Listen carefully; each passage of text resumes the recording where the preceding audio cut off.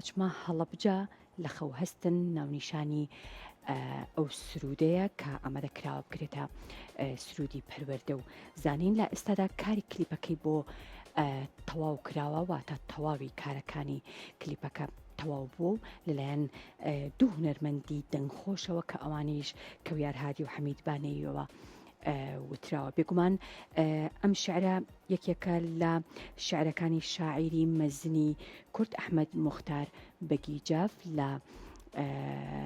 کۆڕ و کۆبوونەوەیەکدا یاخود لە مەراسیمێکی تایبەتدا کلیپەکە ناسێنراوە هەروەها لە کۆتاییدا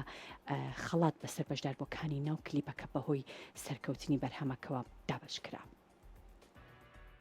همو تاریخ عالم شاهدی فضل و هنرتانه يساق بكشم هي قومي نجيبي بك سوم مظلوم ببرجي بردوري وعلى بيتانا ببرجي بردوري وعلى بيتانا لا هەڵەبجە و لە مەراسیمێکدا سرودی لە خەو هەستن کە ئەبێتە مارشێکی پەروەردە و زانین لە هەڵەبجە ناسێنرا لە خەو هەڵسن درەنگە میلەتی کورد خەوزەرەرتانە هەموو تاریخی عالەم شاهدی فەزل و هونەرتانە لە خەو هەستن ناونیشانی ئەو سرودەیە کە ئامادە کراوە بکرێتە سرودی پەروەردە و زانین و لە ئێستادا کاری کلیپکردنی بۆ تەواو کراوە و لە هۆڵی مستەفا زەڵمی لە مەراسیمێکدا کاری ناساندنی بۆ کرا. سرودەکە لەلایەن هەردوو هونەرمەند کەویار هادی و حەمید بانەی وتراوە و ئاوازەکەی ئومێد نووریە و سیناری و دەرهێنانی کلیپەکە لەلایەن هەرێم نووریەوە بۆ کراو کاری کامێرا سیروان ئەحمەد ئەنجامیدا و هەروەها مۆسیقا لەلایەن عەزیز حەمەکەریم و عومەر عەبدوڵڵا جێبەجێ کراوە. لە مەراسیمەکەدا کلیپەکە دوای ناساندن و نمایشکردنی بە ئامادەبوونی ژمارێکی بەرچاو لە میوانان و ڕۆشنبیران و ئەدیبان خەڵات بەسەر هاوکاری سەرکەوتنی ئەو کلیپە کرا و هیوا خوازرا لە ئایندەدا ئەم سرودە کە شعری شاعری مەزنی گەلی کورد ئەحمەد موختار بەگیجافە بکرێتە سرودی پەروەردە و زانین لە هەرێمی کوردستان. بسر خاکە ئەگەر نازیش بکەم حەقتانە کوردینە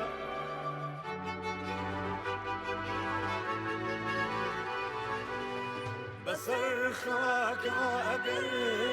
نازیش بکەم حەقتانە کوردینە تەماشای سێبەری ئەو شاخ و کێوانەی لەسەرتانە تەماشای سێبەری ئەو شاخ و کێوانەی لەسەرتانە لە خەو هەستن درەنگە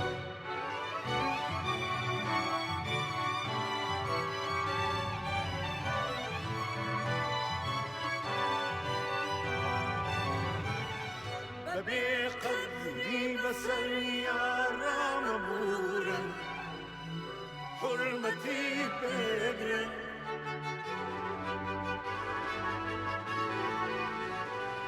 بقدري بسر يارا مبورا حرمتي ئێمە ئەم سرودەمان دروست کردووە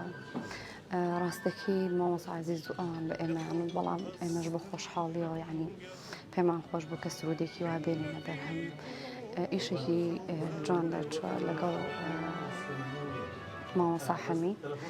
من بە خۆشحاڵیەوە یعنی لەم کارەیە بەشدارم کرد بۆ من شانازی بوو کە لە سرودێکی وایە لەگەڵ مامۆستا حەمیدیشە ئیشێکی وا بکەین بە هیوام گوێگران و بینەرانی ئێمە ئەم کارەیان بەدڵ بێت و جێگەی ڕەزامەندی هەمووان بێت.